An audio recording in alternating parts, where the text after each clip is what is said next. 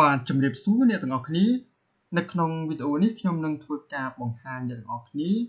អំពី function មួយចំនួនដែល function ទី1ហ្នឹងគឺ today អញ្ចឹង today គឺជាការកំណត់កាលបរិច្ឆេទបច្ចុប្បន្នអញ្ចឹង today ស្មើ today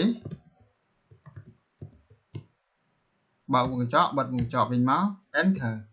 អូខេអញ្ចឹង today គឺកាលបរិច្ឆេទថ្ងៃហ្នឹងតែម្ដងគឺថ្ងៃ17ខែឧសភាឆ្នាំ2025អូខេអញ្ចឹង function ទី2 now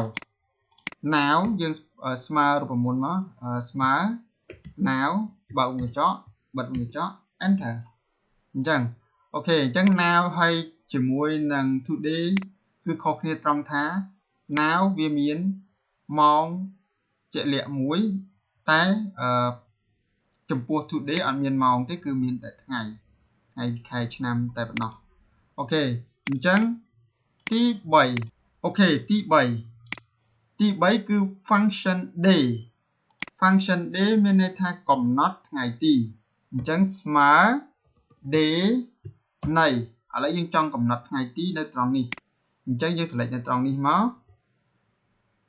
បិទវងកញ្ចក់វិញមក enter អញ្ចឹងថ្ងៃហ្នឹងគឺថ្ងៃទី5នេះថ្ងៃទី5ខែ1 2025អញ្ចឹងយើងចង់បានជាថ្ងៃទីអញ្ចឹងយើងប្រើរូបមន្ត day ហើយយើងយកដាក់ date ក្នុងហ្នឹងមកវានឹងបង្ហាញថ្ងៃទីឲ្យយើងហើយអញ្ចឹងអូខេឥឡូវចប់មួយទៀតកំណត់ខែដូចគ្នាមកខែម៉ាន់ស្មើវងកញ្ចក់ select date មកបិទវងកញ្ចក់វិញ enter អញ្ចឹងខែ1អូខេអញ្ចឹងវាលោតឲ្យយើងហើយមួយទៀតកំណត់ឆ្នាំស្មើ year យើងចង់បានទីតាំង date នេះអញ្ចឹង year enter មក